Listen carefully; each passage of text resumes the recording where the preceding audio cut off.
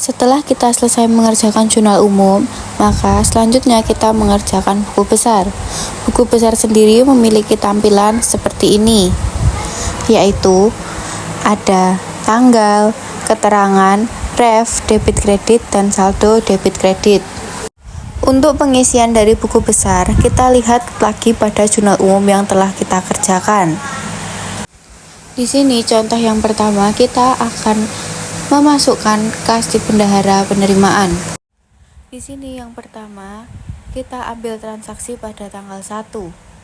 Pada tanggal 1 diketahui ada kas di bendahara penerimaan di debit sebesar 3 juta rupiah. Maka kita masukkan tanggal 1 di buku besar. Kemudian kita juga tuliskan keterangannya di sini, yaitu penerimaan piutang pajak daerah. Dan untuk refnya adalah jurnal umum 1 karena kita mengambil transaksi tersebut dari jurnal umum. Kemudian karena transaksi tadi di debit, maka kita catat di debit sebesar 3 juta rupiah dan saldonya di debit juga sebesar 3 juta rupiah. Begitu pula untuk transaksi yang berada di sisi kredit, maka kita akan catat di sisi kredit dan saldo di sisi kredit. Kas di bendahara penerimaan itu dia saldo normalnya adalah debit. Maka jika ada transaksi di kredit, dia tetap dicatat di sisi kredit, namun saldonya tetap di debit dengan mengurangi si kreditnya tadi. Nah, untuk transaksi yang lain caranya sama seperti kas di bendahara penerimaan, tinggal disesuaikan saja debit dan kreditnya. Dan jangan lupa untuk impor BP itu kita lihat dari jurnal umum yang telah kita kerjakan. Setelah buku besar, kita masuk pada AJP. Di sini diketahui transaksi yang pertama yaitu presiden bahan habis pakai yang ada di tangan sekarang 4.500.000. Maka di sini jurnalnya dia ada beban habis pakai di debit dan persediaan habis pakai di kredit. Beban habis pakai di sini 1.750.000 itu didapat dari 6.250.000 dikurangi 4.500.000. Nah, 6.250.000 itu dapat dari buku besar presiden bahan habis pakai yang di tanggal 6 ini diketahui sebesar 6.250.000. Maka di AJP-nya 6.250.000 dikurangi dengan 4.500.000. 4.500.000 adalah sisa persediaan yang diketahui, makanya diperoleh 1.750.000. Kemudian transaksi yang kedua, piutang pajak daerah yang diperkirakan tidak dapat ditagih sebesar 200.000. Maka di sini jumlahnya langsung mendebit beban pengisian piutang pendapatan sebesar 200.000 dan pengisian piutang pendapatan sebesar 200.000. Jangan lupa setelah kita memasukkan pada jurnal penyesuaian, kita masukkan juga pada buku besar, contohnya yang persediaan bahan habis pakai ini.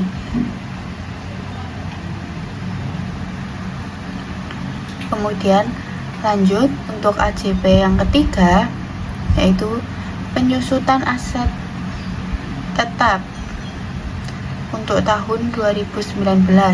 Yang pertama ada penyusutan alat angkutan darat bermotor sebesar 8.200.000. Maka di sini langsung mendebit beban penyusutan peralatan dan mesin dan mengkredit akumulasi penyusutan peralatan dan mesin sebesar 8.200.000. Yang B, penyusutan alat kantor.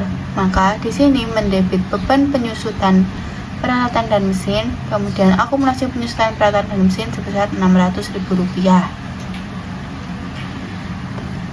Yang C, penyusutan komputer sebesar 2 juta rupiah. Maka di sini langsung mendebit beban penyusutan peralatan dan mesin sebesar 2 juta rupiah dan akumulasi penyusutan peralatan dan mesin sebesar 2 juta rupiah. Penyusutan yang D yaitu penyusutan alat rumah tangga sebesar 400.000. Maka di sini mendebit beban penyusutan peralatan dan mesin sebesar 400.000 dan akumulasi penyusutan peralatan dan mesin sebesar 400.000. Yang E, penyusutan meja dan kursi sebesar 800.000 maka di sini mendebit beban penyusutan peralatan dan mesin sebesar 800.000 dan akumulasi penyusutan peralatan dan mesin sebesar 800.000. Yang F, penyusutan bangunan gedung tempat kerja sebesar 7.500.000, maka debitnya adalah beban penyusutan gedung dan bangunan sebesar 7.500.000 dan akumulasi penyusutan gedung dan bangunan sebesar 7.500.000. Yang G, yaitu yang terakhir, adalah penyusutan bangunan gedung tempat tinggal sebesar 3.750.000, maka jurnalnya di sini debitnya beban penyusutan gedung dan bangunan sebesar 3.750.000, kreditnya akumulasi penyusutan gedung dan bangunan sebesar 3.750.000. Penyusutan yang keempat, yang terakhir, pajak reclaim diterima di muka yang sudah menjadi hak pemerintah adalah 4 juta. Maka di sini mendebit pendapatan diterima di muka lainnya sebesar 4 juta karena sudah kita terima, dan pendapatan pajak reclaim LO sebesar 4 juta rupiah.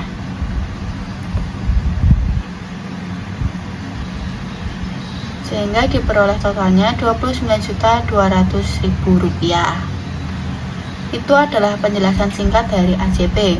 Dan jangan lupa setelah kita memasukkan jurnal pada penyesuaian ini, kita masukkan lagi pada buku besar.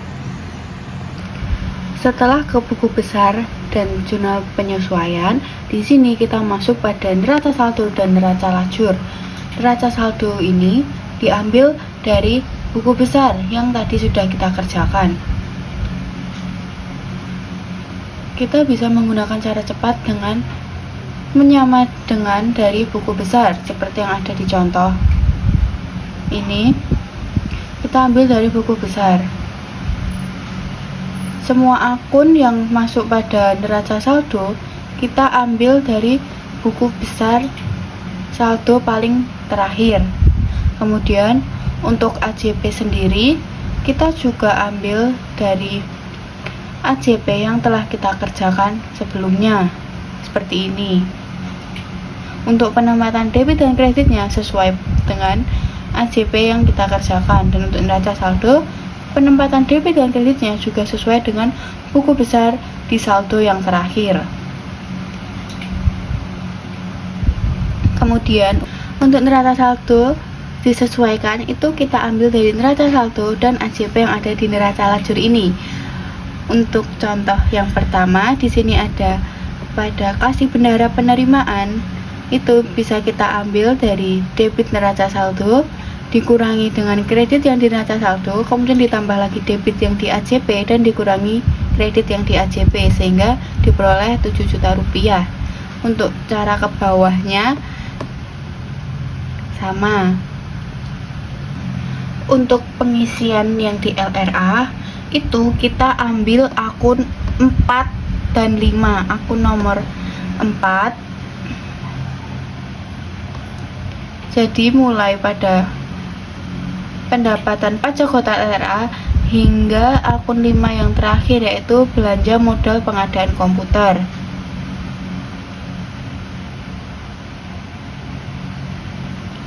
Di sini bisa kita lihat pada akun 4 bagian LRA ini sampai dengan akun 5 kita isi. Nah, untuk pengisian dari bagian LRA ini sendiri kita ambil dari neraca saldo disesuaikan yang tadi sudah kita hitung sebelumnya. Kemudian untuk bagian LO di sini kita isi akun mulai dari akun 8 hingga akun 9, yaitu beban penyisian piutang pendapatan. Jadi mulai dari sini akun 8 hingga akun 9 yang terakhir, yaitu beban penyisian piutang pendapatan.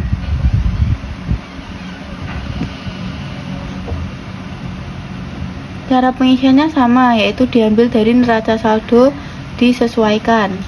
Dan yang terakhir pada bagian neraca lajur ini adalah neraca Untuk neraca sendiri kita isi akun nomor 1 sampai dengan nomor akun 3 yaitu RKPPKD.